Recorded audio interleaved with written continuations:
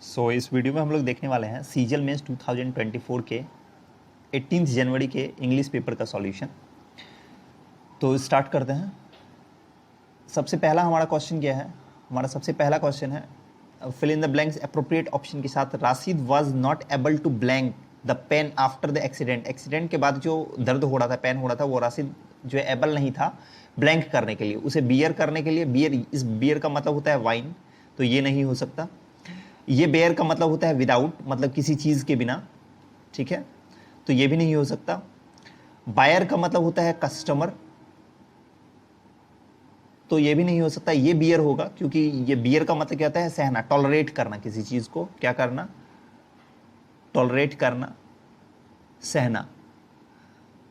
तो वो क्या कर रहा था? एक्सीडेंट के बाद पेन को टॉलरेट नहीं कर पा रहा था, सहन नहीं कर पा रहा था दर्द को। Next, express the given sentence in passive voice. Passive voice में बनाना है डिड यू। डिड जैसे ही दिखा मतलब वर्ब टू है, ठीक है। सिंपल पास्ट में है, अगर सिंपल पास्ट में है तो वॉज प्लस वर्ब 3 या वर्ब प्लस वर्ब 3 होना चाहिए। दैट नॉइज दिया गया तो वॉज आना चाहिए, ठीक है। तो कहाँ पर दिया गया? वॉजंट दैट नॉइज, यहाँ वॉज आ गया है, ठीक है। सॉरी, वॉज नॉट नहीं होगा ना, नॉट तो है ही नहीं, नॉट तो है ही नहीं है ना, यहाँ पे नॉट नहीं है। तो अगर नॉट नहीं है तो ये लास्ट वाला ऑप्शन होना चाहिए। एक मिनट, ये वाला ऑप्शन होना चाहिए, लास्ट वाला होना चाहिए, ठीक है। ये was that noise heard by you, ठीक है, क्योंकि नॉट तो नहीं दिया गया ना, यहाँ नॉट दिया गया इसलिए ये गलत है। नेक्स्ट देखते हैं, नेक्स्ट क्या है? One word substitution, group of words के लिए one who can not make a mistake. ऐसा पर्सन जो कभी गलती नहीं कर सकता है। अगर वो गलती नहीं कर सकता है तो क्या होगा? इनइविटेबल। इनइविटेबल का मतलब होता है कोई चीज़ इंपॉर्टेंट होना, नेसेसरी होना, नेसेसरी होना, ठीक है, नेसेसरी होना, इंपरेटिव, इसेंशियल, जो भी बोले। इनफॉलिबल, अगर कुछ फॉलिबल है मतलब वो फॉल नहीं हो सकता, चूक नहीं सकता है उस चीज़ में, मतलब अचूक चीज़ है, ठीक है। मतलब मिस्टेक नहीं हो सकता है, ठीक है। तो क्या बोल सकते हैं? अनमिस्टेकेबल बोल सकते हैं, अनमिस्टेकेबल, अनमिस्टेकेबल। इम्प्रेग्नेबल क्या होता है? इम्प्रेग्नेबल मतलब होता है जिसे डिफीट नहीं कर सकते हैं, ठीक है। तो अगर हम जिसे डिफीट नहीं कर सकते हैं मतलब वो क्या है? अनडिफिटेबल है, अनडिफिटेबल है, ठीक है। अनडिफिटेबल है मतलब हरा नहीं सकते हैं उसे, अनबीटेबल है। इनइमिटेबल मतलब होता है जिसे इमिटेट नहीं कर सकते, कॉपी नहीं कर सकते, नकल नहीं कर सकते हैं। तो यहाँ पर आंसर क्या होना चाहिए? कैन नॉट मेक मिस्टेक, मतलब मिस्टेक नहीं कर सकता, मतलब अनमिस्टेकेबल है, तो इनफॉलिबल आंसर होना चाहिए। नेक्स्ट देखते हैं। नेक्स्ट है एंटोनिम्स बताना है। इनहांस। इनहांस का मतलब क्या होता है? किसी चीज़ को बढ़ाना, इंप्रूव करना, सुधारना। इंप्रूव करना मतलब सुधारना किसी चीज़ को, ठीक है, ठीक करना किसी चीज़ को। या दूसरा मीनिंग होता है किसी चीज़ को बूस्ट करना, मतलब बढ़ाना, ठीक है। ऑप्शन देखते हैं कौन सा यहाँ पर बेस्ट हो सकता है। इनरिच। इनरिच का मतलब होता है जो प्रॉस्परस हो, ठीक है, मतलब बहुत ही ज़्यादा उन्नति करता हो, बढ़ रहा हो, फल फूल रहा हो।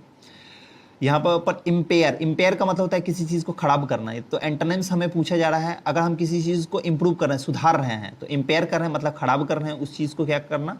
खराब करना। उस चीज़ को क्या करना? खराब करना। ये क्या हो जाएगा? एंटोनिम्स हो जाएगा। मिरेकल का मतलब होता है चमत्कार किसी टाइप का, और रिलेवेंस का मतलब होता है कोई चीज़ अगर प्रॉपर है, ठीक है, सुटेबल है, तो वो रिलेवेंस है। तो इम्पेयर आंसर होगा। नेक्स्ट है एरर हमें ढूंढना है। It takes me an hour to work at the moment but when the new road is finished it be much quicker. यहाँ पर बोला जा रहा है it takes me an hour, मुझे 1 घंटे लगता है, to get to work at the moment, ठीक है, मतलब काम पे जाने पे इस समय, बट लेकिन when the new road is finish, जब नया रोड जो है फिनिश हो जाएगा, मतलब बनना, ठीक है, इट बी मच क्विकर। तो जब ये मतलब रोड बनना जो है फिनिश हो जाएगा तो उसके लिए आसान हो जाएगा, मच क्विकर हो जाएगा। तो ये क्या है? फ्यूचर की बातों को बता रहा है, और यहाँ पर होना चाहिए it will be much quicker. Will be क्यों होगा? विल तो फ्यूचर की बात है, और बी क्यों होगा? क्योंकि ये क्या होगा? जो ये काम होगा ये फ्यूचर के कंटिन्यूअस एक्शन को दिखाएगा, ठीक है, इसलिए विल बी हो जाएगा यहाँ पे। तो कहाँ पर दिया गया? इट बी दिया गया, तो it will be much quicker होगा यहाँ पे। नेक्स्ट देखते हैं।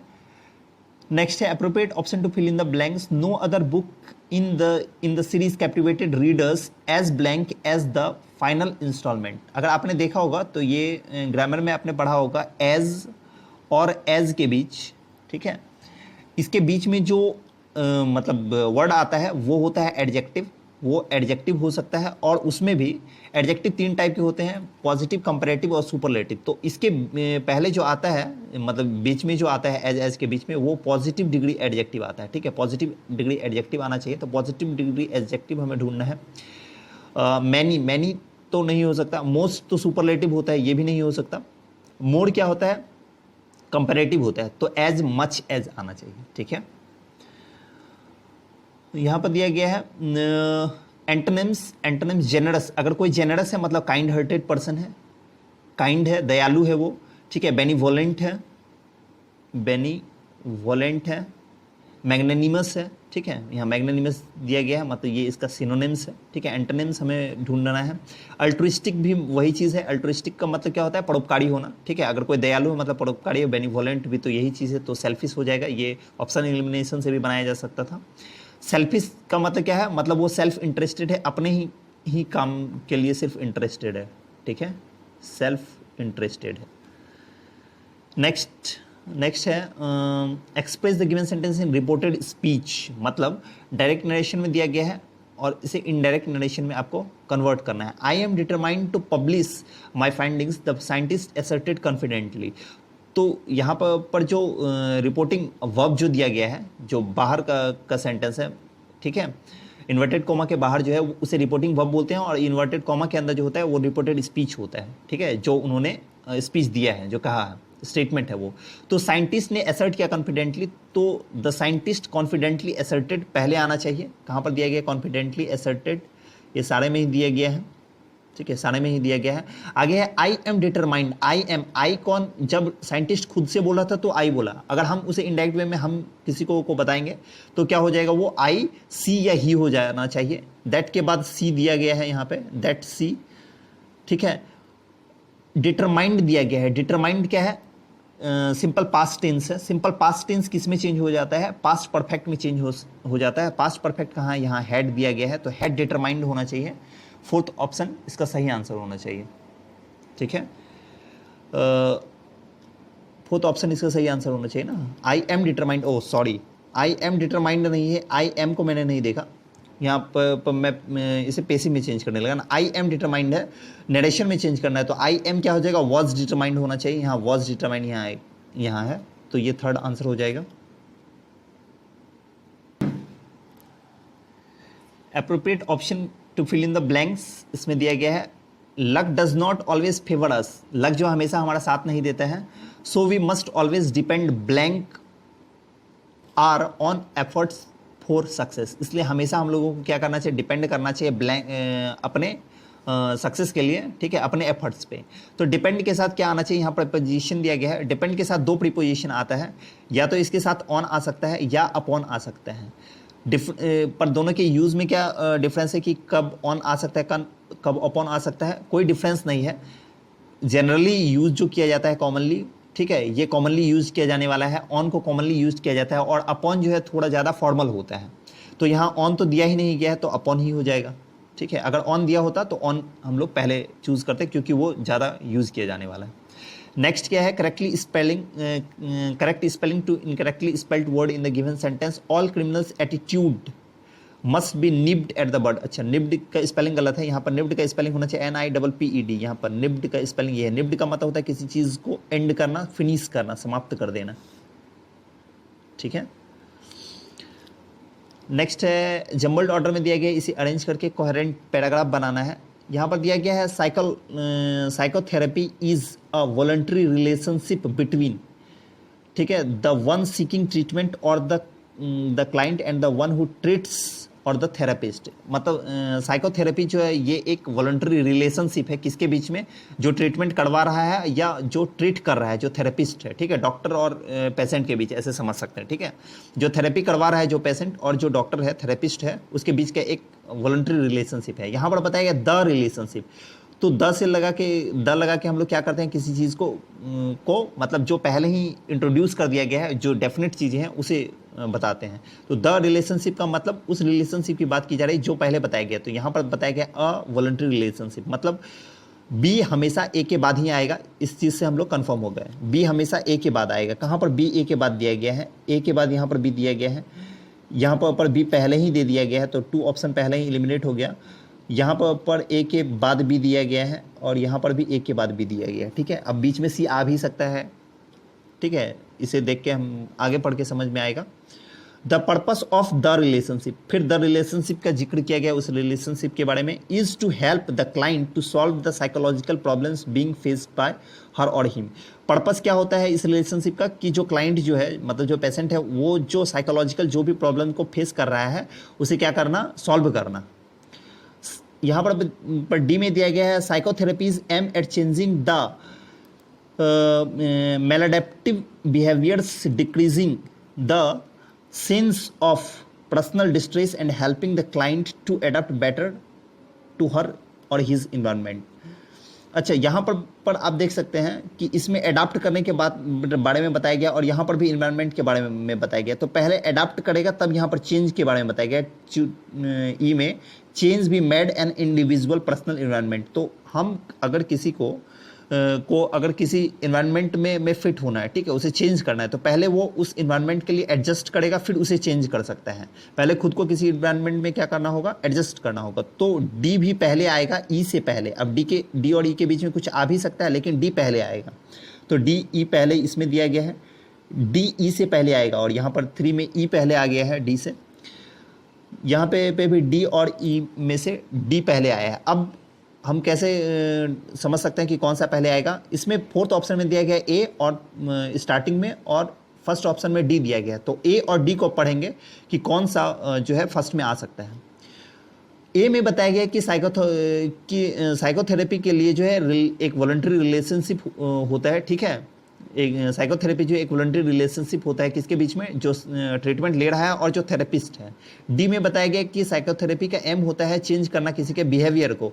तो पहले साइकोथेरेपी के बारे में बताया गया है ए में, और इसके बाद फिर जो है डी में साइकोथेरेपी का जो पर्पस होता है, ठीक है, उसका एम जो होता है उसे बताया गया है, ठीक है। डी में क्या बताया गया है, उसके एम को बताया गया है। तो पहले इंट्रोड्यूस किस में किया गया है, ए में किया गया है, इसलिए ए से स्टार्ट होना चाहिए। ऑप्शन 4 सही आंसर होगा। Express the given sentence passive voice में चेंज करना है। काउज्ड दिया गया, वर्ब 2 में दिया गया, इसे चेंज करेंगे तो वाज काउज्ड होना चाहिए। कहाँ पर दिया गया, यहाँ हैज़ बिन दिया गया, हैड बिन दिया गया, यहाँ हैज़ बिन दिया गया, वाज काउज्ड दिया गया है, ये सही आंसर हो जाएगा। नेक्स्ट देखते हैं। नेक्स्ट है complete the dialogue for person B using the correct idioms. अच्छा, एक पहला आदमी है, पर्सन ए है, वो बोल रहा है आई एम सो नर्वस, मैं इतना नर्वस हूँ, आई एम सो नर्वस, मैं बहुत नर्वस हूँ। आई डोंट थिंक, मुझे नहीं लगता है, I should make the speech tomorrow, कि मैं जो है कल स्पीच जो है बना पाऊंगा, ठीक है, स्पीच दे पाऊंगा। पर्सन बी क्या बोल रहा है, नो नहीं, you are just getting blank, आप बस ब्लैंक हो रहे हैं। ब्लैंक की जगह बताना है कि क्या हो रहे हैं, कैसा हो रहे हैं। You have prepared for this, आपने इस चीज़ के लिए क्या किया है, तैयारी की है। तो अगर कोई नर्वस हो रहा है तो उसके लिए कौन सा इडियम्स यूज़ करते हैं, हॉट फिट, कोल्ड हैंड या कोल्ड फुट। अगर कोई नर्वस कब होता है, जब डर होता है अंदर से। तो अगर कोई डर किसी को डर होता है किसी चीज़ के लिए, मतलब हाथ पांव ठंडे पड़ जाते हैं उसके, तो हाथ पांव ठंडे पड़ना मत, तो हॉट तो हो ही नहीं सकता, ये ऑप्शन एलिमिनेट। हाथ पांव ठंडे, अब देखिए फुट तो हो नहीं सकता, हाथ पांव, फुट क्या होता है, सिंगुलर है यहाँ पर। फुट का मतलब एक पैर, फिट होगा ना दोनों मिल के, तो फुट भी एक पैर नहीं होगा। ठंडे होंगे तो दोनों ही हाथ पांव ठंडे होंगे। हैंड भी अगर सिंगुलर नहीं हो सकता, हैंड्स हो सकता है, क्योंकि हैंड का मतलब एक ही हैंड, ये भी नहीं होगा। कोल्ड फिट, ऐसे आप ऑप्शन एलिमिनेट कर सकते हैं, मतलब ठीक है, ऑप्शन एलिमिनेट करके आप इसे बना सकते हैं। दूसरा, कोल्ड फिट का मतलब क्या था, कोल्ड फिट का मतलब होता है loss of confidence, loss of confidence, courage, ठीक है, और इंथुजियाज्म। ये इडियम्स का मीनिंग है, जो इडियम्स कोल्ड फिट है उसका मतलब ये है, ठीक है, मतलब कॉन्फिडेंस, करेज या इंथुजियाज्म का लॉस होना कोल्ड फिट कहलाएगा। नेक्स्ट है appropriate option to fill in the blanks. The mango is the blank fruit, sweetly, sweet, sweeter, sweetest. The दिया गया है, द कब आता है, सुपरलेटिव डिग्री के पहले, सुपरलेटिव डिग्री एडजेक्टिव के पहले, तो स्वीटेस्ट आंसर होगा पहला। दूसरे ऑप्शन को अगर आपको नहीं ये पता है तो कैसे आप एलिमिनेट कर सकते हैं। स्वीटली एडवर्ब है, एडवर्ब यहाँ पर नहीं आ सकता क्योंकि फ्रूट क्या है, नाउन है। नाउन के पहले नाउन को जो मॉडिफाई करता है वो एडजेक्टिव होता है, ठीक है। एडजेक्टिव आना ही यहाँ चाहिए, नाउन को जो मॉडिफाई करता है वो क्या होता है, एडजेक्टिव। तो यहाँ पर आना क्या चाहिए, एडजेक्टिव आना चाहिए। एडजेक्टिव कौन सा है, स्वीट, स्वीटर और स्वीटेस्ट है। ये स्वीटली तो नहीं ही हो सकता है। अब स्वीट है पॉजिटिव डिग्री, स्वीटर है कंपैरेटिव डिग्री और स्वीटेस्ट है सुपरलेटिव डिग्री। ये तीन एडजेक्टिव के तीन टाइप होते हैं। स्वीटर तब यूज होगा जब कंपेयर किया जाएगा, यहाँ पर कंपेयर किसी से नहीं किया जा रहा है। स्वीट अगर हम लिखते हैं तो यहाँ पर आर्टिकल द नहीं आ सकता है, ठीक है। आर्टिकल द पॉजिटिव डिग्री के पहले नहीं आता है, इसलिए ये होगा। नेक्स्ट क्या है, one word substitution group of words के लिए a sudden and violent change और अपहीवल। एक a sudden and violent change मतलब सडन अचानक, और वायलेंट मतलब बहुत ही ज़्यादा चेंजिंग, ठीक है, एक्सट्रीम चेंज हो जाए किसी चीज़ में। अपहीवल मतलब उथल पुथल किसी चीज़ में। तो जब किसी चीज़ में बहुत ज़्यादा चेंज हो जाए उसके लिए क्या होगा। ट्रैंक्विलिटी का मतलब तो होता है पीस, शांति, ठीक है। सेरेनिटी बोल सकते हैं, साइलेंस बोल सकते हैं। टर्बुलेंस क्या होता है, टर्बुलेंस का मतलब होता है अशांति, इसका मतलब होता है अशांति, ठीक है। कैओस बोल सकते हैं, कैओस का मतलब होता है अशांति, अराजकता। सेरेनिटी सेम ही चीज़ है, शांति, ठीक है। ट्रैंक्विलिटी या सेरेनिटी सेम ही चीज़ है। इक्वेनिमिटी का मतलब होता है सिमिलैरिटी किसी चीज़ में, ठीक है। सिमिलैरिटी, इक्वलिटी, सिमिलैरिटी, ठीक है, समानता। तो यहाँ पर अशांति कहाँ पर है, जहाँ पर सडन वायलेंट चेंज है, अपहीवल है। अपहीवल मतलब उथल पुथल है, अचानक चेंज है, तो टर्बुलेंस है। आंसर क्या हो जाना चाहिए, टर्बुलेंस। नेक्स्ट देखते हैं। नेक्स्ट है जंबल्ड ऑर्डर में दिया गया है, इसे कोहेरेंट सेंटेंस बनाना है, मीनिंगफुल सेंटेंस बताया गया। इट रिक्वायर्स मतलब इसमें ज़रूरत होती है। तो किस में ज़रूरत होती है, इट किसी चीज़ के लिए आया होगा, कोई ना कोई नाउन होगा जिसके लिए ये प्रोनाउन इट का यूज़ किया गया है। वो नाउन पहले कहाँ पर है वो ढूंढना होगा, मतलब वो उससे पहले आएगा, ये सेंटेंस ए से पहले वो सेंटेंस आएगा। बी में बताया गया in order for life to be liable, life के लायबल होने के लिए। आगे बताया गया है that enable it to grow and develop, जो इनेबल करता है इसे ग्रो करने के लिए या डेवलप करने के लिए। इसमें बताया गया एंड फेवरेबल सर्कमस्टांसेस, और फेवरेबल सर्कमस्टांसेस। तो यहाँ पर आप देख सकते हैं, देखिए दैट से सेंटेंस स्टार्ट हो नहीं सकता है, मतलब सी से स्टार्ट नहीं हो सकता है। एंड से डी से भी स्टार्ट नहीं हो सकता है, तो डी से जो ऑप्शन है, सेकंड नंबर डी से ऑप्शन है, ये स्टार्ट नहीं हो सकता है। ए से भी स्टार्ट नहीं हो सकता है क्योंकि इट दिया गया, इट किसी न किसी नाउन के लिए होगा, ए से स्टार्ट नहीं हो सकता। ऑप्शन बी मिलता है, मतलब बी से ही स्टार्ट होगा। बी में क्या बताया गया है, in order for life to be liable, life के लाइबल होने के लिए, लिवेबल होने के लिए, लिवेबल होने के लिए क्या है, बी के बाद ए है और डी है। ए आएगा या डी आएगा। अच्छा, in order for life to be liable, ठीक है। एंड क्या इसके बाद तुरंत एंड दूसरे सेंटेंस को जोड़ देंगे, क्योंकि यहां पर बताया गया है बी में कि लाइफ के लायबल होने के लिए क्या कुछ तो आगे बताया गया होगा ना, उस मतलब ये जो सेंटेंस जो है क्या है, इनकम्प्लीट है। इसे कंप्लीट पहले करेंगे तभी एंड से जो ना दूसरी चीज़ों को जोड़ेंगे। तो एंड से डी भी नहीं हो सकता, यहाँ पर ए होगा। आंसर ये हो जाएगा थर्ड। क्या हो जाएगा फिर, इसे पढ़ के देख लेते हैं। In order for life to be livable, order के लिवेबल होने के लिए, लाइफ के लिवेबल होने के लिए इट रिक्वायर्स कांस्टेंट सस्टेनेंस, इसमें ज़रूरत होता है कांस्टेंट लगातार सस्टेनेंस का, ठीक है, सस्टेनेबल होने का, ठीक है। आगे बताया गया एंड फेवरेबल सर्कमस्टांसेस, और फेवरेबल सर्कमस्टांसेस होना दैट इनेबल इट, जो इसे इनेबल करता है ग्रो करने के लिए, डेवलप करने के लिए। दूसरी चीज़ आप यहाँ पर देख सकते हैं, एक चीज़ और, फेवरेबल क्या है, एडजेक्टिव है, सर्कमस्टांसेस नाउन है, और एंड से जुड़ा गया, तो एंड से पहले भी जो भी चीज़ आएगा वो एडजेक्टिव प्लस नाउन आना चाहिए। एडजेक्टिव प्लस नाउन किसके लास्ट में, क्या यहाँ पे है, नहीं है।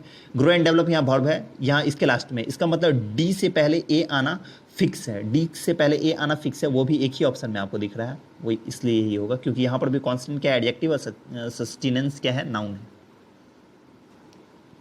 Express the given sentence in direct speech, ठीक है। इनडायरेक्ट स्पीच में दिया गया है, इसे डायरेक्ट स्पीच में बनाना है।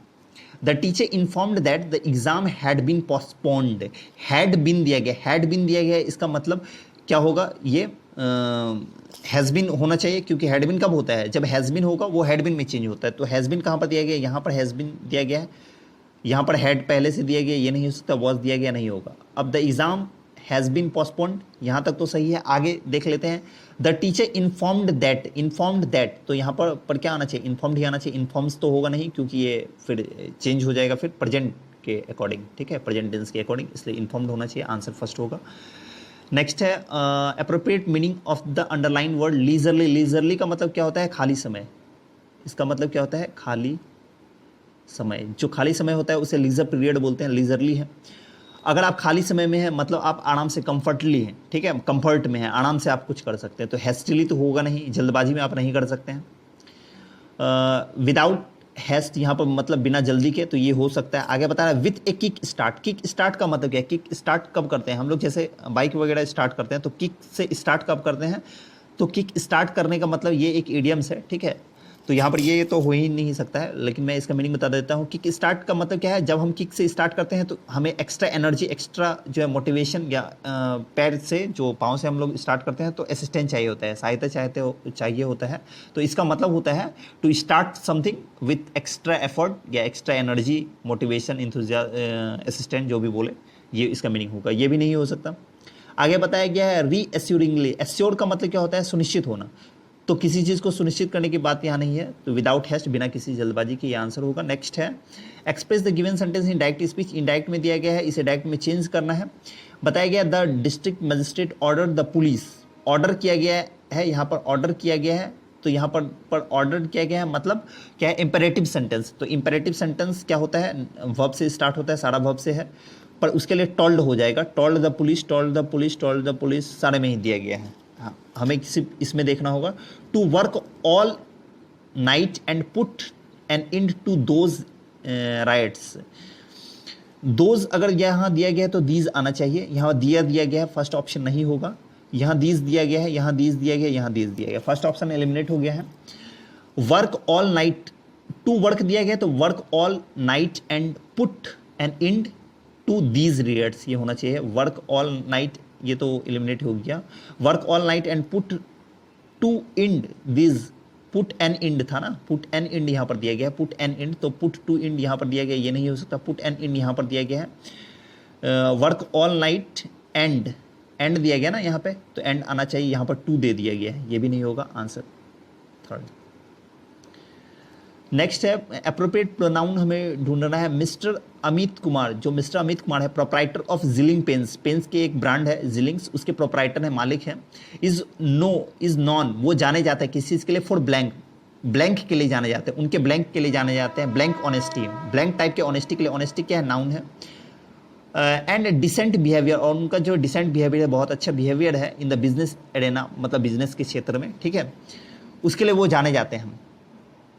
तो ऑनेस्टी क्या है? नाउन है, उसके पहले या तो एडजेक्टिव आ सकता है या प्रोनाउन आ सकता है। यहाँ पर प्रोनाउन के लिए दिया गया है, प्रोनाउन ऑप्शन में है। तो मिस्टर अमित कुमार लड़की तो है नहीं, गर्ल नहीं है, हर नहीं हो सकता, इट नहीं हो सकता, नॉन लिविंग थिंग्स नहीं है, दे नहीं हो सकता, क्योंकि एक से ज़्यादा लोग हैं नहीं, हीज आएगा उसके लिए। नेक्स्ट देखते हैं। नेक्स्ट है appropriate meaning of the underline idioms. Pull out all the stops, जितने भी स्टॉप्स हैं, स्टॉप्स का मतलब क्या होता है? रुकावट, बाधा।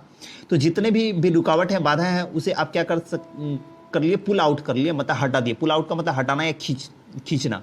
तो अगर उसे आप हटा देते हैं तो इसका मतलब क्या है? कि आप उसके लिए जो है एफर्ट डाल रहे हैं, ठीक है। इसका मतलब ये होता है टू रिमूव ऑल बैरियर्स, सारे ही बैरियर को हटा देना। या इसका दूसरा मीनिंग ये भी हो सकता है to make all possible efforts. किसी काम को करने के लिए पूरा जितना भी एफर्ट्स आप लगा सकते हैं वो आप क्या कर लीजिए? लगा दिए, ठीक है। तो दोनों ही मीनिंग हो सकता है, देख लेते हैं। To do everything to make something successful, किसी चीज़ को सक्सेसफुल करने के लिए हर एक चीज़ करना, एवरीथिंग करना। गिव अप इजली, यहाँ गिव अप करने का कोई सेंस नहीं है। कीप थिंग्स सिंपल, किसी चीज़ को सिंपल रखना, यहाँ सिंपल रखने का बात नहीं। वेट पेशेंटली वेट करने का भी बात नहीं है। सक्सेसफुल होने के लिए एवरीथिंग करना, ये सही आंसर होगा। नेक्स्ट है एंटोनिम्स बताना है दिए हुए वर्ड के। एक्यूमुलेट का मतलब क्या होता है? गैदर करना, जमा करना, किसी चीज़ को गैदर करना, कलेक्ट करना, ठीक है। एंटोनिम्स बता रहा है तो गार्नर्ड, यहाँ गार्नर एक वर्ड है, इसका भी मतलब होता है जमा करना, ठीक है। बंच का मतलब गुच्छा होता है किसी चीज़ का, ठीक है, क्लस्टर। स्पेयर्ड क्या होता है? स्पेयर का मतलब होता है किसी चीज़ को एक्सपेंड करना, ठीक है। तो ये भी नहीं होगा, क्या हो जाएगा? नहीं, स्पेयर्ड दिया गया ना, सॉरी। स्कैटर्ड का मतलब हो जाएगा एक्सपेंड करना, किसी चीज़ को फैलाना। तो एंटोनिम्स तो ये होगा ना, कलेक्ट का मतलब जमा करना और स्कैटर्ड का मतलब क्या होता है, फैलाना। तो आंसर ये हो जाएगा। स्पेयर्ड का मतलब क्या हो जाता है, स्पेयर्ड का मतलब होता है कोई चीज़ एक्सेस, ठीक है, बहुत ज़्यादा होना, एक्सेस होना किसी चीज़ का, तो ये भी नहीं होगा, आंसर स्कैटर्ड हो जाएगा। नेक्स्ट है express the given sentence in passive voice, ठीक है, पेसिव वॉइस में इसे एक्सप्रेस करना है। तो एवरीवन वाज सरप्राइज्ड दिया गया है, सॉरी पेसिव वॉइस में चेंज तो पहले से ही है, यहाँ पर देना चाहिए था एक्टिव वॉइस में चेंज करने के लिए, क्योंकि पहले से ही सेंटेंस पेसिव वॉइस में, तो इसे एक्टिव वॉइस में चेंज करना है। इंस्ट्रक्शन गलत दिया गया है इस क्वेश्चन में, एक्टिव वॉइस में इसे चेंज करना है। एवरीवन वाज सरप्राइज दिया गया है, मतलब इसके साथ क्या आना चाहिए, वर्ब टू आना चाहिए। वर्ब टू कहाँ पर दिया गया, यहाँ सरप्राइज्ड मिल रहा है, यहाँ वर्ब वन दिया गया है, यहाँ वॉज दिया गया है, इस दिया गया है, सरप्राइज्ड यहाँ पर वर्ब टू दिया गया, ये आंसर होगा। नेक्स्ट है जम्बल्ड ऑर्डर में दिया गया है 1 और 6 पहले ही जो 1 पे दिया गया और 6 पे दिया गया। इसका मतलब ये होता है कि जो पहला सेंटेंस दिया गया और जो लास्ट में जो सेंटेंस दिया गया वो वैसे ही होगा, बीच वाले सेंटेंस को आगे पीछे आपको करना है, रीअरेंज करना है ताकि ये मीनिंगफुल बन जाए, ठीक है। India has been a land, India जो है लैंड रहा है, भूमि रहा है, किस चीज़ के लिए भूमि रहा है। एंड से स्टार्ट नहीं कर सकते हैं, यहाँ से तो स्टार्ट हो ही नहीं सकता है, क्योंकि यहाँ से दूसरी बात को ऐड किया गया है। तो जो पहला सेंटेंस दिया गया है India has been a land, India एक लैंड रहा है, भूमि रहा है किस चीज़ का, उसे पूरा ही नहीं किया गया है। तो यहाँ पर बट से भी यहाँ कॉन्ट्रास्ट दे रहा है, कॉन्ट्रास्ट भी नहीं चाहिए। नॉट तो चाहिए ही नहीं, मतलब ऑफ से स्टार्ट होगा, तो क्यू से स्टार्ट होना चाहिए, क्यू से स्टार्ट होने वाला एक ही ऑप्शन है, ये ऑप्शन एलिमिनेट ऐसे ही हो जाएगा, आप ऐसे बना के निकल जा सकते हैं, ठीक है। जंबल्ड ऑर्डर में दिया गया है, इसे भी अरेंज करके मीनिंगफुल कोहेरेंट पैराग्राफ बनाना है। बताया गया है as cost of raw materials can not be reduce, मतलब हालांकि जो रॉ मटेरियल्स हैं, कच्चे जो मटेरियल्स हैं, उनके कॉस्ट को जो है रिड्यूस नहीं किया जा सकता, कम नहीं किया जा सकता। Exporters try to cut labour cost, इसलिए एक्सपोर्टर जो है, जो एक्सपोर्ट करने वाले हैं, वो लेबर कॉस्ट को कम करना चाह रहे हैं। यहाँ पर बताया गया लार्ज एमएनसीज, और यहाँ पर बताया गया दीज लार्ज एमएनसीज, तो लार्ज एमएनसी को यहाँ पर इंट्रोड्यूस किया गया है और उसी लार्ज एमएनसीज को यहाँ पर फिर से उस चीज़ का जिक्र किया गया है, मतलब बी पहले आएगा सी बाद में आएगा, ये भी फिक्स है। इसके बीच में हो सकता है और भी कोई चीज़ आ जाए, अगर कोई और सेंटेंस आ जाए, लेकिन चांसेस कम है क्योंकि किसी में एमएनसीज का और जिक्र नहीं है। तो बीसी एक लिंक है, बीसी कहाँ पर लिंक है, यहाँ क्या बीसी दिया गया है, नहीं है एक साथ, बीसी यहाँ पर दिया गया है, बीसी यहाँ पर भी नहीं दिया गया है, यहाँ पर सी भी उल्टा दे दिया गया है, तो बीसी एक ही में दिया गया है, ये आंसर होना चाहिए, ठीक है। नेक्स्ट देखते हैं। एग्जाम में हमें इसी टाइप से बनाना होता है, क्योंकि इतना टाइम नहीं होता है कि हम लोग पूरे सेंटेंस को पढ़ें, ठीक है। तो ऑप्शन एलिमिनेशन ज़्यादा बेस्ट होता है, ठीक है। कुछ ऐसे चीज़ों को आपको ढूंढना है जिससे आप ऑप्शन एलिमिनेट कर सकें। नेक्स्ट फिर से जंबल्ड ऑर्डर में आ गया, इसे भी बनाते हैं। जंबल्ड ऑर्डर में दिया गया है, इसे अरेंज करके मीनिंगफुल सेंटेंस बनाना है। इट कंसिस्ट, इट दिया गया है मतलब प्रोनाउन आया है, किसी नाउन के लिए आया होगा। यहाँ पर हिज दिया गया है तो किसी ने किसी पर्सन का जिक्र पहले हुआ होगा, उसके लिए आया होगा, ये भी स्टार्टिंग हो सकता है। Each of the horses, each of the horses मतलब हॉर्स को पहले जिक्र किया गया हो, उसके बारे में यहाँ पर बताया गया, ये भी पहले नहीं आ सकता। सी से स्टार्ट होना चाहिए, सी से स्टार्ट होने वाला सारा ही ऑप्शन है, तो अब हमें पढ़ना होगा। अच्छा, सी में एक चीज़ देख सकते हैं, सी में बताया गया है Shi Huangdi was the founder of Qin dynasty and was the first ruler of unified China in 221 BC। जो यहाँ पर सी हुआंगडी के बारे में जो जिक्र किया गया है उसी के लिए हीज आया है, मतलब सी से स्टार्ट होगा, उसके बाद कहीं ना कहीं डी आया होगा। सी डी एक ही में दिया गया है फर्स्ट ऑप्शन में, तो फर्स्ट ऑप्शन एक ही है, सी डी यहाँ पर आ जाएगा। सी डी यहाँ पर एक साथ नहीं दिया गया है कहीं पर भी, ये आंसर हो जाएगा। दूसरा इट कंसिस्ट दिया गया है, तो मतलब इसमें कंसिस्ट है। बताया गया है हिज म्यूजियम, जो उसका म्यूजियम था, ठीक है, वाज रिसेंटली हाल ही में डिस्कवर किया गया है 1974 में चाइनीज़ पीजेंट्स के द्वारा who were drilling a well, एक वेल जो है कुआं खोद रहे थे, उसमें जो उसका मौजोलियम मिला, मतलब उसका कब्र मिला, ठीक है। अगर वो कब्र मिला उसी के बारे में बताया गया यहाँ इट कंसिस्ट, मतलब उसके कब्र में ही जो टेराकोटा आर्मी ये वो था, मतलब सी डी के बाद ए आना भी फिक्स है। डी भी एक लिंक था, सी डी भी एक लिंक था, और ए के बाद बी भी एक लिंक है, क्योंकि यहाँ पर बताया गया है मेन एंड हॉर्सेस, हॉर्सेस को यहाँ पर जिक्र किया गया और द हॉर्सेस उसके बारे में बताया गया है, तो ए के बाद बी भी एक लिंक है, मतलब सब एक दूसरे से लिंक्ड है यहाँ पे।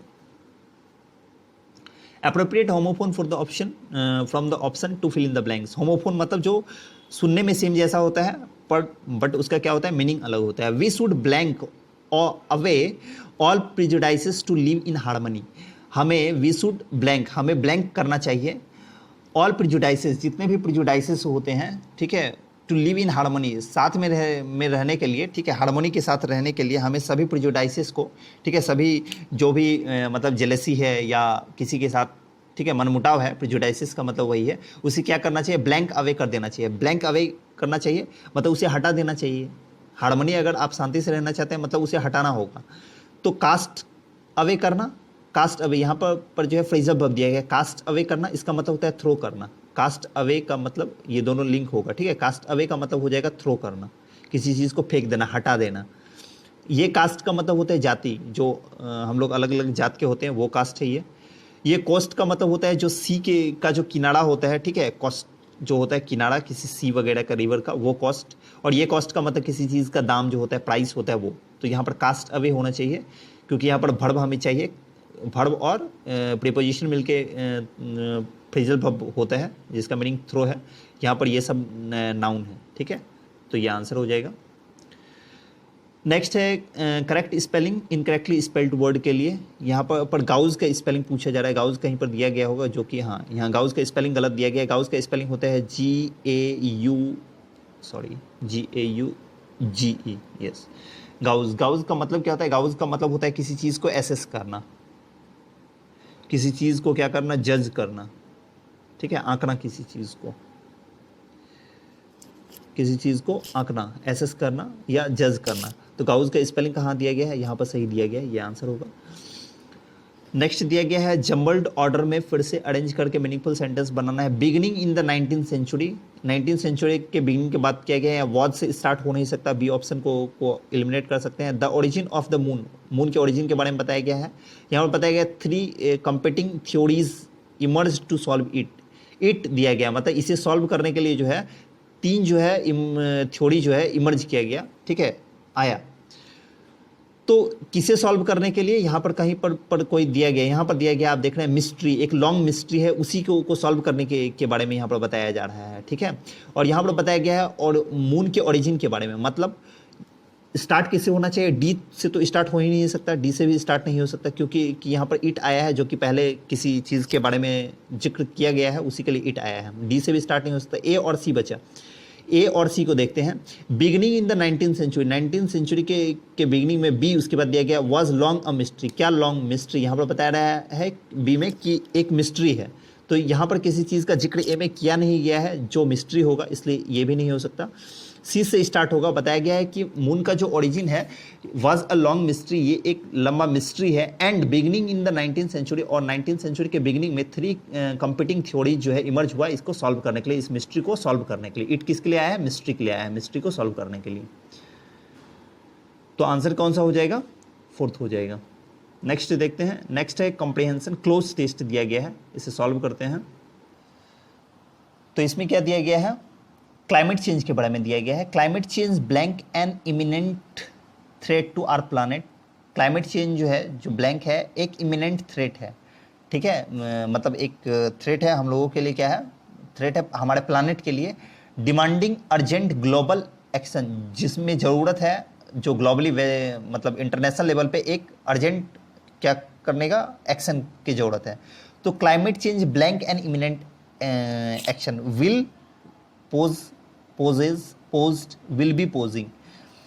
तो क्लाइमेट एक्शन हमारे अगर प्लानेट के लिए थ्रेट है, इसका मतलब अगर कोई चीज़ को हम बता रहे हैं कि ये ऐसा है तो वो विल तो हो ही नहीं सकता, वो फ्यूचर की बात हो ही नहीं सकता है। अगर अभी अर्जेंट एक्शन का डिमांड किया जा रहा है तो मतलब ये फ्यूचर का बात नहीं हो सकता है, वो प्रेजेंट में ही हो सकता है। पोज्ड, ये पास्ट में भी नहीं हो सकता है, ये पोजेज ही होगा, ठीक है, प्रेजेंट में होगा, इसलिए पोजेज होगा। 10 rise in greenhouse gas emission, deforestation and unsustainable practices contribute to extreme weather events, rising sea levels and disruptions in ecosystem. Rising in greenhouse gas emission, green house gas के emission का जो उसका उत्सर्जन किया जाता है, green house gas, deforestation किया जाता है, ठीक है, मतलब वनों की कटाई की जाती है, और जो अनसस्टेनेबल प्रैक्टिसेस होते हैं, ठीक है, मतलब किसी जो इंडस्ट्रियल लोगों के द्वारा जो अनसस्टेनेबल प्रैक्टिस किया जाता है, ये जो क्या करता है, to extreme weather events, extreme weather events के लिए क्या है, ये राइज होता है इससे, ठीक है। आगे बताया गया है ये मतलब ये कंट्रीब्यूट करता है, सहयोग करता है एक्सट्रीम वेदर इवेंट्स, मतलब वेदर के को क्या करने में, खराब करने में। Rising sea levels and disruptions in ecosystem, इससे क्या होता है कि सी लेवल में भी राइज होता है, ठीक है, सी का लेवल भी बढ़ता है, और डिसरप्शन होता है, बाधा आता है इकोसिस्टम में भी। आगे बताया गया है to blank these effects in is, ये जो इफेक्ट्स जो आगे बताया गया है, इन इफेक्ट्स को ब्लैंक करने के लिए एक collaborative international effort is essential. जो कोलैबोरेटिव का मतलब क्या होता है, साथ में मिलके इंटरनेशनल एफर्ट क्या है, इसेंशियल है, बहुत ही इंपॉर्टेंट है। तो इन इफेक्ट को हम लोग अगर साथ में मिलके कुछ करेंगे, मतलब इन इफेक्ट को क्या करेंगे, वाइडन करेंगे, बढ़ा देंगे, इन्फ्लेट करेंगे, उसमें हवा भर देंगे, मिटिगेट करेंगे, कम करेंगे, या मैक्सिमाइज कर देंगे। तो इन इफेक्ट को हम लोग क्या करेंगे, मैक्सिमाइज करने का तो काम करेंगे नहीं, क्योंकि ये हम लोगों के लिए क्या है, हार्मफुल है, तो मैक्सिमाइज कर नहीं सकते हम। इसे वाइडन का भी मतलब क्या होता है, फैलाना, बूस्ट करना, ये भी नहीं हो सकता है। इन्फ्लेट करना, इन्फ्लेट का मतलब क्या होता है, किसी चीज में हवा भरना, ये भी नहीं होगा। मिटिगेट करते हैं, मिटिगेट का मतलब होता है किसी चीज को लीजन करना, रिड्यूस करना, कम करना। तो मिटिगेट करने के लिए, टू मिटिगेट दीज इफेक्ट्स, इन इफेक्ट्स को क्या करने के लिए, मिटिगेट करने के लिए। आगे क्या बताया गया है, आगे बताया गया है nations blank commit to reducing carbon emissions. आगे बताया गया है transitioning to renewable energy sources and implementing sustainable practices. Nations blank commit to reducing, nations को ब्लैंक करना चाहिए, ठीक है, blank commit to reducing carbon emission को रिड्यूस, कम करने के लिए। ट्रांजिशनिंग रिन्यूएबल एनर्जी सोर्सेस, जो रिन्यूएबल एनर्जी है, जो जिस एनर्जी को हम लोग फिर से यूज कर सकते हैं बार बार, वैसे एनर्जी सोर्स को ट्रांजिशन करने के लिए, एंड इम्प्लीमेंट करने के लिए सस्टेनेबल प्रैक्टिसेस को, मतलब अनसस्टेनेबल प्रैक्टिसेस जो यहाँ पर बताया गया है, उसे हटाने के लिए, सस्टेनेबल प्रैक्टिसेस को इम्प्लीमेंट करने के लिए नेशंस को, अलग अलग देश को ब्लैंक कमिट करना चाहिए। तो अवश्य ऐसा कमिट करना चाहिए, इस चीज़ के लिए कुछ काम करना चाहिए, ठीक है, कमिट करना चाहिए। वुड कमिट, माइट कमिट, या कुड, माइट तो हो ही नहीं सकता, ठीक है, क्योंकि ये पास्ट को दिखा रहा है, ये भी पास्ट को दिखा रहा है, ये भी पास्ट को दिखा रहा है। और यहाँ पर नेसेसिटी की बात की जा रही है कि हर एक नेशंस को क्या करना चाहिए, कमिट करना चाहिए इस चीज़ को रिड्यूस करने के लिए। तो नेसेसिटी के लिए क्या आता है, मस्ट का यूज़ किया जाता है। नेक्स्ट क्या बताया गया है, आगे बताया गया है cooperation on technology advancement and sharing sources will foster a collective resilience against the impact of climate change. Climate change के इम्पैक्ट्स को क्या करने के लिए, कम करने के लिए क्या बताया गया, कॉपरेशन ऑन टेक्नोलॉजी एडवांसमेंट, मतलब टेक्नोलॉजी के एडवांसमेंट में कॉपरेशन साथ होना चाहिए देशों को। एंड शेयरिंग रिसोर्सेस, और रिसोर्सेस को एक दूसरे के साथ शेयर करना, विल फॉस्टर, ये क्या करेगा, बढ़ावा देगा। फॉस्टर का मतलब बढ़ावा देगा, एक कलेक्टिव रेजिलियंस को बढ़ावा देगा, अगेंस्ट किसके, against impact of climate change के इम्पैक्ट के अगेंस्ट। आगे बताएगा the urgency of this issue calls for a United front. Urgency इस इशू का जो है, क्लाइमेट चेंज का जो ये अर्जेंसी है, इस इशू का, इसका अर्जेंसी जो है क्या करता है, कॉल फॉर का मतलब होता है किसी चीज के लिए डिमांड करना। अ यूनाइटेड फ्रंट, यूनाइटेड का मतलब क्या होता है, सबका एकीकृत होकर साथ में आने का क्या कर रहा है, ये अर्जेंसी है, ठीक है, मतलब ये डिमांड कर रहा है कि सारे लोग क्या हो, सारे देश साथ में आए। वेयर गवर्नमेंट्स, जहाँ की government, businesses and individuals work together, जिसमें कि गवर्नमेंट, ठीक है, अलग अलग देश की सरकारें, बिजनेसमैन्स, ठीक है, इंडस्ट्रियल पर्सन्स की बात यहाँ की जा रही है, और इंडिविजुअल्स मतलब हम लोगों को क्या करना चाहिए, वर्क टुगेदर, एक साथ काम करना चाहिए, to create a sustainable and resilient future, sustainable और रिजिलियंट फ्यूचर क्रिएट करने के लिए, for the blank to come, जो आने वाला है, ब्लैंक, उसके लिए जो आने वाला क्या है, जनरेशन है, बिजनेसमैन है, पुअर पीपल है, या बैकवर्ड नेशन। बैकवर्ड मतलब जो ऐसा नेशन जो डेवलप्ड नहीं है, ठीक है, डेवलपिंग नहीं है, तो उसके लिए, पुअर लोगों के लिए। तो ये पुअर लोगों से रिलेटेड नहीं है, ये क्या है, ग्लोबल इशू है, तो पुअर लोगों के लिए नहीं हो सकता है, बिजनेसमैन के लिए नहीं हो सकता है, ये जनरेशंस के लिए, मतलब जितने भी जनरेशंस हैं किसी भी कंट्री के, उसके लिए। तो ये जनरेशंस सही आंसर होना चाहिए। नेक्स्ट देखते हैं फिर, नेक्स्ट फिर से कंप्रीहेंशन है और क्लोज टेस्ट है, इसे भी देखते हैं। हाँ, इसमें मैं ये बताना चाह रहा था कि इसमें जो है क्या किया गया है कि 34 क्वेश्चन में जो है ब्लैंक 2 के लिए पूछा गया है, 36 क्वेश्चन में ब्लैंक 1 के लिए पूछा गया है। और मैं दिखा दूं कि 34 के बाद जो क्वेश्चन नंबर 35 में है और 37 में है, ये जो है इस क्लोज टेस्ट से रिलेटेड ही नहीं है एक तरह से, लेकिन फिर भी दिया गया है इसी के अंडर, मैंने इसलिए उसे अलग करके रखा हुआ है। क्लोज टेस्ट जो दिया गया है एक्चुअली वो यही 2 ऑप्शन है, तो इसे पढ़ के हम लोग बना सकते हैं। आगे बताए इसे में बताया क्या गया है, the French revolution is a revolutionary movement. French revolution जो था, फ्रांस की क्रांति एक रिवॉल्यूशनरी मूवमेंट था, क्रांतिकारी एक आंदोलन था। दैट अकर्ड इन फ्रांस, जो अकर्ड में जो कहाँ पर घटित हुआ, फ्रांस में, बिटवीन 1787 एंड 1799, 1787 से 1799 के बीच हुआ था। And reached to its blank in 1789, और 1789 में अपने ब्लैंक पे ये पहुंच गया। ये जो मूवमेंट जो चल रहा था, क्रांति, ठीक है, आंदोलन, ये अपने ब्लैंक पे पहुंच गया, सौरों पे पहुंच गया, दुख पे पहुंच गया, जॉय, खुशी पे पहुंच गया, किलिंग्स, हत्या पे पहुंच गया, या हैंकरिंग पे पहुंच गया है। ठीक है, हैंकरिंग का मतलब क्या होता है, पिक पे पहुंच जाना, कोई चीज़ बहुत ही ज़्यादा एक्सट्रीम हो जाना। तो ये 1789 में ये आंदोलन मूवमेंट क्या हो गया था, बहुत ही अपने पिक पे पहुंच गया था, बहुत ज़्यादा मूवमेंट हो रहा था। तो ये होना चाहिए सही आंसर। आगे बताया गया है, दिस रिवॉल्यूशन, दूसरे कलर से बताता हूं, this revolution had many causes but the most important of all was blank of bourgeoisie who were merchants, manufacturers and professional. This revolution, ये जो रिवॉल्यूशन था, French revolution, had many causes, इसके कई कारण थे, but the most important of all, लेकिन जितने भी कारण थे, ऑफ ऑल का मतलब जितने भी कारण थे, उनमें से जो मोस्ट इंपॉर्टेंट था, जो सबसे महत्वपूर्ण कारण था, वॉज ब्लैंक ऑफ बॉर्जिसी। जो बॉर्जिसी था, बॉर्जिसी का मतलब क्या होता है, कैपिटलिस्ट, जो पूंजीवादी लोग होते हैं, ठीक है, उनका ब्लैंक था इसमें, ठीक है, वो उनका जो है मेन रीजन था। हु वर मर्चेंट्स, जो कौन थे, मर्चेंट्स थे, मतलब व्यापारी थे। कैपिटलिस्ट कौन होते हैं, व्यापारी होते हैं। मैन्युफैक्चरर्स होते हैं, या प्रोफेशनल लोग होते हैं। उनका ब्लैंक था, उनका इसमें क्या था, फाउंडेशन था, मिडिल था, पिनेकल था, या फॉल था उन लोगों का। तो यहाँ पे देखिए, फाउंडेशन का मतलब आधार क्या था, यहाँ पर बताया गया वाज ब्लैंक ऑफ बॉर्जिसी। बॉर्जिसी का क्या था, यहाँ पे ब्लैंक था, मतलब उन लोगों का क्या था, फाउंडेशन था, किसी टाइप का बेस था, मिडिल था, मतलब बीच में था, मिड था, या पिनेकल था। पिनेकल का भी मतलब होता है मतलब बहुत ही ज़्यादा एक्सट्रीम होना कोई चीज़, या फॉल, उस चीज़ का गिरावट था। तो उन लोगों का पिनेकल था, मतलब उन लोगों का बहुत ही ज़्यादा वहाँ पर क्या था, प्रभाव था। ठीक है, वो लोग पिनेकल थे, मतलब वो लोग एक्सट्रीम थे, बहुत ही ऊपर था, तो वो मेन कारण था। ठीक है, तो आगे यहाँ पर पढ़ने का कोई मतलब नहीं है क्लोज टेस्ट, क्योंकि इससे रिलेटेड आगे क्वेश्चन जो है जो 35, 37 दिया गया वो इससे रिलेटेड ही नहीं है। जितना जरूरत था वो मैंने बताया। आगे इसमें बताया गया है, जो क्वेश्चन है 35, बताया गया है, what is the meaning of the phrase a Clarion call. ये क्या है, एक इडियम्स फ्रेज है जिसका मतलब होता है एक क्लियर और स्ट्रॉन्ग रिक्वेस्ट किसी चीज़ के लिए। इसका मतलब क्या होता है, a clear and strong request. ठीक है, किसी चीज़ के लिए क्या करना, एक क्लियर, बहुत ही साफ सुथरा और स्ट्रॉन्ग रिक्वेस्ट करना। कहाँ पर दिया गया है, स्ट्रांगली एक्सप्रेस्ड डिमांड। डिमांड किया गया है, मतलब क्या किया गया, रिक्वेस्ट किया गया है, स्ट्रांगली किया गया है, तो ये आंसर होना चाहिए। कॉल्स फॉर फोर्सेस, यहाँ डिक्लेरेशन, वार का डिक्लेरेशन दिया गया है बिगनिंग किसी चीज़ के लिए, तो आंसर क्या हो जाएगा, फर्स्ट। इसमें दिया गया है the most appropriate synonyms. Synonyms पूछा जा रहा है इनहेरेंट का। इनहेरेंट का मतलब क्या होता है, इनबॉर्न। इनबॉर्न मतलब जो जन्मजात, जैसे जो जन्म से ही किसी टाइप का है, तो वो इनबॉर्न है। ठीक है, मतलब नेचुरल है, वो चीज़ें क्या है, वो नेचुरल है, खुद से ही है, कोई उसे बनाया नहीं है। तो आंसर इसका सिनोनिम्स क्या हो जाना चाहिए, नेचुरल यहाँ दिया गया वो होगा। आर्टिफिशियल मतलब सिंथेटिक, जो हम लोग बनाते हैं। इंसाइटेड मतलब प्रोवोक्ड होना, किसी चीज़ से उत्साहित होना, उत्तेजित होना। बोरोड मतलब क्रेडिटेड, उधार लिया हो गया।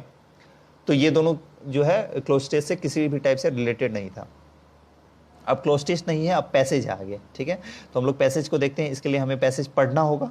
उससे पहले हम लोग क्वेश्चन भी पढ़ सकते हैं। देखिए, 2 टाइप से आप पैसेज को सॉल्व कर सकते हैं अपने एग्जाम में। या तो पहले आप क्वेश्चन को पढ़ लीजिए, और फिर जैसे ही आप पैसेज को पढ़ेंगे तो आंसर आपको तुरंत मिल जाएगा। या आप जब पैसेज पढ़ रहे हैं तो उसे जो है लाइट वे में पढ़िए, और माइंड में सब कुछ रखिए, और तुरंत आंसर आप ढूंढ सकते हैं। तो मैं जो है इसमें पैसेज को थोड़ा डिटेल में बताऊंगा ताकि आपको समझ में भी आए, लेकिन आपको इसमें जो है एग्जाम में इसे थोड़ा लाइट वे में पढ़ना है, ऊपर से पढ़ना है। ठीक है, जिसके लिए मैं पैसेज से अगर रिलेटेड वीडियो बनाऊंगा आगे, तो उसमें मैं बताऊंगा कि उसे लाइट वे में ऊपर से कैसे पढ़ा जाता है। Algae are photosynthetic creature that have pigments that aid in photosynthesis. Algae जो है होता है एक फोटोसिंथेटिक क्रिएचर, मतलब फोटोसिंथेसिस में ये क्या करता है, भाग लेता है। और उसमें क्या होता है, पिगमेंट होता है, कलर होता है, दैट एड इन फोटोसिंथेसिस, जो हेल्प करता है, एड का मतलब हेल्प करना, फोटोसिंथेसिस में हेल्प करता है, सच एज क्लोरोफिल, क्लोरोफिल की तरह। दे do not how ever have the actual stems, हालांकि कि क्या है, उनमें जो है एक्चुअल स्टेम नहीं होता है, तना नहीं होता है, रूट्स नहीं होता है, जड़ नहीं होता है, लिव्स पत्ते नहीं होते हैं, फाउंड इन वास्कुलर प्लांट्स, जैसा कि वास्कुलर प्लांट्स में पाया जाता है वैसा उसमें नहीं होता है।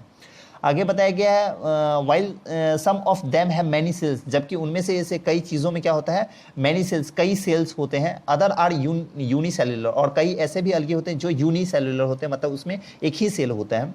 They might establish colonies as well, वो अब आपस में मिलकर एक कॉलोनी भी बना सकते हैं। The majority of algae are aquatic, जो जितने भी अलगी होते हैं, जितने भी टाइप के, उनकी जो मेजोरिटी है, मतलब ज़्यादातर जो अलगी के टाइप है वो क्या होते हैं, एक्वेटिक होते हैं, जलीय होते हैं, मतलब जल में, जो पानी में ज़्यादा रहना पसंद करते हैं। सम आर टेरेस्ट्रियल, कुछ टेरेस्ट्रियल होते हैं, मतलब जो पहाड़ी क्षेत्र होते हैं ना, पहाड़ी क्षेत्र के नीचे वाला भाग, वहाँ पे रहना पसंद करते हैं। And they can be found on rocks, और वो जो है रॉक्स में, मतलब पत्थरों पे पाए जा सकते हैं, ट्रीज में पाए जा सकते हैं। एंड मोस्ट सॉइल, और जो नमी वाले जो मिट्टी होते हैं उसमें पाए जाते हैं। आगे बताया गया सर्टेन एल्गी स्पीसीज को exist well with other living things, और कुछ ऐसे भी सर्टेन टाइप्स के अलगी होते हैं जो को एग्जिस्ट करते हैं, पहले से ही एग्जिस्ट करते हैं। को एग्जिस्ट का मतलब क्या होता है, एग्जिस्ट करते हैं और साथ में को एग्जिस्ट करते हैं, साथ में एग्जिस्ट करते हैं दूसरे लिविंग थिंग्स के भी साथ। फॉर इंस्टेंस, एग्जाम्पल के लिए बताया गया, lichens are a symbiotic relationship between green algae and fungi. जो लिचेंस है उसका एक सिम्बायोटिक रिलेशनशिप होता है किसके साथ, ग्रीन अलगी के साथ और फंजाई के साथ। ग्रीन अलगी को जो है क्या बताया गया है, एंड ऑफन ब्लू ग्रीन अलगी भी बोला जाता है, मतलब ग्रीन अलगी को का दूसरा नाम है ब्लू ग्रीन अलगी भी। आगे बताया गया है algae are members of a multi phyletic group. Algae जो है ये मल्टीफिलेटिक ग्रुप का एक मेंबर है, सदस्य है। दिस इंडिकेट दैट, ये इंडिकेट करता है, मतलब ये बताता है कि there is no common ancestors and that the species in this category are not necessarily closely related. मतलब ये बताता है, मल्टीफिलेटिक का मतलब क्या है, मतलब ये जो है आपस में इसका कोई भी एंसेस्टर नहीं है, पूर्वज नहीं है, और ये जो है स्पीसीज इस कैटेगरी के आपस में किसी भी टाइप से रिलेटेड नहीं है। दे do not have other morpho anatomical characteristics typical of vascular plants. Vascular plants की तरह जो है इनमें कोई भी मॉर्फो एनाटॉमिकल कैरेक्टरिस्टिक नहीं होता है, ठीक है, मतलब उनके जो बनावट है उससे रिलेटेड कोई भी कैरेक्टरिस्टिक इनका गुण नहीं है, प्रॉपर्टी नहीं है। But they do not have, but they do have, sorry do not नहीं, do have, but they do have one thing in common, लेकिन उनमें एक चीज कॉमन होता है, they are eukaryotes with the principal pigment being chlorophyll. कि वो क्या होते हैं, यूकैरियोट्स होते हैं। सेल का आपने टाइप अगर पढ़ा होगा, प्रोकैरियोट्स और यूकैरियोट्स, तो आपको पता होगा यूकैरियोट्स क्या होता है। तो वो क्या होते हैं, दे आर यूकैरियोट्स, वो यूकैरियोट्स होते हैं विद द प्रिंसिपल पिगमेंट। उसमें प्रिंसिपल पिगमेंट क्या होता है, जो मुख्य जो उनका कलर होता है, पिगमेंट मतलब कलर, वो क्या होता है, क्लोरोफिल होता है। विच अलाउज, जो अलाउ करते हैं उन्हें, them to perform photosynthesis, photosynthesis क्या करने के लिए, परफॉर्म करने के लिए। Psychology phycology is the scientific name of the study of algae. जो अलगी के स्टडी करते हैं, किसी चीज़ के बारे में जो स्टडी करते हैं उसका कुछ साइंटिफिक नेम होता है। तो अलगी से रिलेटेड जो हम लोग स्टडी करते हैं उसका साइंटिफिक नेम क्या है, phycology. The blue green algae is one example of a reference, reference के लिए ब्लू अलगी एक एग्जाम्पल है। But some sources do not classify them as algae because they are prokaryotes। लेकिन ब्लू ग्रीन अलगी जो है उसे कुछ सोर्सेस में, कुछ जहाँ से भी हम लोग स्टडी करते हैं, स्टडी के जो भी सोर्सेस हैं उनमें ब्लू ग्रीन अलगी को जो है क्लासीफाई नहीं किया गया है अलगी के रूप में, बिकॉज दे आर क्या है, प्रोकैरियोट्स है। मतलब ब्लू ग्रीन अलगी जो है यूकैरियोट्स नहीं है, वो प्रोकैरियोट्स हैं, इसलिए उसे जो है क्लासीफाई नहीं किया गया है, ये बताया गया है। अब क्वेश्चन हम पढ़ते हैं। क्वेश्चन में बताया गया अकॉर्डिंग टू द पैसेज के according which is the main pigment in algae for photosynthesis. Photosynthesis के लिए अलगी में जो मेन पिगमेंट क्या होता है, तो यहीं पर हम लोगों ने अभी पढ़ा, यहाँ पर प्रिंसिपल पिगमेंट जो है, सॉरी एक मिनट, यहाँ पर बताया गया है कि प्रिंसिपल पिगमेंट जो होता है वो क्लोरोफिल होता है, यहाँ पर बताया गया है उनका। तो यहाँ पर क्या हो जाएगा, क्लोरोफिल सही आंसर होगा। अगले क्वेश्चन में बताया गया what is the central theme of the passage. Passage का जो है सेंट्रल थीम, मेन थीम क्या है, anatomy of vascular plants. Vascular plants के बनावट के बारे में बताया गया है, तो वास्कुलर प्लांट्स का ज़्यादा जिक्र ही नहीं किया गया है, उसका सिर्फ क्या किया गया है, कंपेयर किया गया है अलगी से, तो ये नहीं हो सकता। The diversity and characteristics of algae, algae के डाइवर्सिटी के बारे में बताया गया है और उसके कैरेक्टरिस्टिक के बारे में, हाँ ये हो सकता है। बट आगे के और ऑप्शन को देखते हैं। The prokaryotic nature of blue और green algae, blue green algae के प्रोकैरियोटिक नेचर के बारे में बताया गया, नहीं, उसका तो सिर्फ लास्ट के एक लाइन में जिक्र किया गया है। लास्ट के ऑप्शन में क्या दिया गया है, द सिम्बायोटिक, सॉरी एक सामान जो है मेरे हाथ से गिर गया था, इसके लिए आवाज़ हो गया। The symbiotic relationship between algae and fungi, ठीक है, अलगी और फंजाई के बीच का एक सिम्बायोटिक रिलेशनशिप बताया गया है। तो अलगी फंजाई के बारे में सिर्फ एक ही लाइन में जिक्र किया गया था, ऊपर के लाइन में, यहाँ शायद कहाँ पर गया, ऊपर के किसी एक लाइन में कहीं तो था, ठीक है, ऊपर के एक लाइन में सिर्फ उसका जिक्र किया गया था, मैं बता रहा हूँ, एक मिनट, यहाँ अलगी और फंजाई के बारे में यहाँ पर दिया गया है, ठीक है। तो इसके बारे में ज़्यादा यहाँ पर जिक्र नहीं है। तो सेंट्रल थीम क्या है इस पैसेज का, डाइवर्सिटी और कैरेक्टरिस्टिक अलगी के बारे में। और क्वेश्चन क्या है इस पैसेज से रिलेटेड, अगला क्वेश्चन है, which statement accurately describes vascular plants based on the information in the passage. कौन सा स्टेटमेंट इन चार ऑप्शन में से कौन सा स्टेटमेंट है जो कि वास्कुलर प्लांट्स के बारे में डिस्क्राइब करता है पैसेज में दिए गए इन्फॉर्मेशन के अकॉर्डिंग, ये ऑप्शन आपको दिया गया है। फर्स्ट ऑप्शन है vascular plants have true stems, vascular plants में ट्रू स्टेम्स होते हैं, रूट्स होते हैं, लीव्स होते हैं, अनलाइक अलगी, अलगी से अलग, ठीक है, मतलब अलगी में ऐसा नहीं होता है, ये बताया भी गया था, आपने देखा होगा यहाँ पे फर्स्ट में ही बताया गया है, कहाँ है, यहाँ पर बताया गया है, वाइल दे हैव सम, नहीं सॉरी यहाँ, however have the actual stems roots found in vascular plants, ठीक है, यहाँ पर बताया गया है। तो यहाँ पर क्या है ऑप्शन दूसरा, तो ये तो बताया गया है, ठीक है, तो ये तो डिस्क्राइब करता है। दूसरा ऑप्शन दिया गया vascular plants are unicellular structure, vascular plants के बारे में कुछ और नहीं बताया गया, तो ये वो यूनिसेलुलर है या मल्टी सेलुलर कैसा है वो कुछ भी नहीं बताया गया। Algae and vascular plants share the same morpho anatomical characteristic, algae और vascular plants same morpho anatomical characteristic को शेयर करते हैं, ऐसा नहीं बताया गया। मॉर्फो एनाटॉमिकल कैरेक्टरिस्टिक के बारे में बताया गया है, कहाँ पर बताया गया ये भी मैं दिखाता हूँ, कहाँ पर है, यहाँ मॉर्फो एनाटॉमिकल कैरेक्टरिस्टिक के बारे में बताया गया है, ठीक है। बट यहाँ पर जो है वास्कुलर प्लांट का बताया गया, ठीक है, दे do not have other morpho anatomical characteristic typical of vascular plants, मतलब वास्कुलर प्लांट की तरह कोई भी मॉर्फो एनाटॉमिकल कैरेक्टरिस्टिक नहीं होता है अलगी में, ये बताया गया है। तो अलगी और वास्कुलर प्लांट के बारे में सेम तो है ही नहीं, तो ये भी गलत हो जाएगा। Vascular plants lack stem and roots, vascular plant में स्टेम रूट्स नहीं होता है, ये तो पूरा ही उल्टा दिया गया है, तो ये आंसर हो जाएगा फर्स्ट वाला।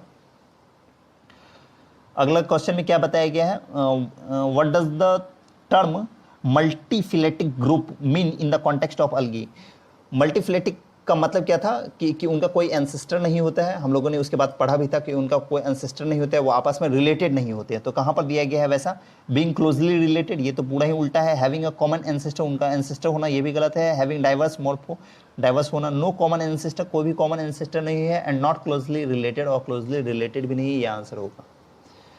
नेक्स्ट पैसेज, और ये लास्ट है पैसेज, यस ये लास्ट पैसेज है, तो इस पैसेज को भी हम लोग देख लेते हैं। इस पैसेज में क्या दिया गया है, इसे पढ़ते हैं। बताया गया Subhash Chandra Bose, a prominent Indian nationalist leader, was convinced that India could not achieve independence without the use of force, and he believed that a military campaign was necessary to achieve this goal. Subhash Chandra Bose जो कि एक prominent, famous, मतलब prominent का मतलब क्या होता है, famous एक इंडियन नेशनलिस्ट लीडर थे, उन्हें मनाया गया, वॉज कन्विंस्ड, ठीक है, पेसिव में चल रहा है, वॉज कन्विंस्ड पेसिव में है, मतलब उन्हें मनाया गया कि India could not achieve independence, कि इंडिया जो है स्वतंत्रता प्राप्त नहीं कर सकता है without the use of force, अपने फोर्स के यूज के बिना, ठीक है। एंड ही बिलीव्ड, और उन्होंने माना कि मिलिट्री कैंपेन की जरूरत है इस गोल को अचीव करने के लिए। इसलिए आगे बताया गया है इन 1942 में Bose formed the Indian national army, Indian national army को जो क्या किया सुभाष चंद्र बोस ने फॉर्म किया, बनाया, with the help of the Japanese के हेल्प से, ठीक है, जापान के हेल्प से। Bose travelled to Japan in 1941 to seek their support in the struggle against British rule in India, Bose जो है 1941 में जापान गए, ठीक है, ब्रिटिश रूल के अगेंस्ट स्ट्रगल में सपोर्ट के लिए, ठीक है, जापान से। The Japanese were interested in having Bose's help in their on efforts to expand their influence in South East Asia. Japanese जो थे वो इंटरेस्टेड थे बोस के हेल्प करने में, क्योंकि उनका क्या था, इन दियर ऑन एफर्ट्स, अपने एफर्ट्स पे टू एक्सपेंड दियर इन्फ्लुएंस, ताकि उनका साउथ ईस्ट एशिया में क्या हो जाए, जापानीज का इन्फ्लुएंस ज़्यादा बढ़ जाए, ठीक है, उनका जो प्रभाव है वो बढ़ जाए। आगे बताया गया है कि Bose's vision was to create a military force to fight against the British rule in India with the help of Japanese weapons and training. Bose का जो विजन था क्रिएट करना मिलिट्री फोर्स, क्या करने के लिए, फाइट करने के लिए ब्रिटिश रूल के अगेंस्ट इंडिया में, किसके हेल्प से, जापानीज वेपन्स के और उसके ट्रेनिंग के हेल्प से। द INA का मतलब इंडियन नेशनल आर्मी, ठीक है। तो जो इंडियन नेशनल आर्मी थे वाज फॉर्म्ड, इसका फॉर्मेशन कहाँ पर किया गया, सिंगापुर में किया गया सितंबर 42 में, विथ द स्लोगन जय हिंद। जय हिंद का मतलब क्या है, मतलब हिंद की जय हो, हिंदुस्तान की जय हो, मतलब जीत हो, ठीक है। इस स्लोगन के साथ इसका फॉर्मेशन किया गया। आगे बताया गया है जो INA था consisted of soldiers who were primarily from the Indian community in South East Asia. जो उसमें सोल्जर्स थे वो जो है मेन रूप से, प्राइमरी रूप से वो इंडियन कम्युनिटी के थे साउथ ईस्ट एशिया के। आगे बताया गया है they were trained by Japanese officers and were equipped with Japanese weapons.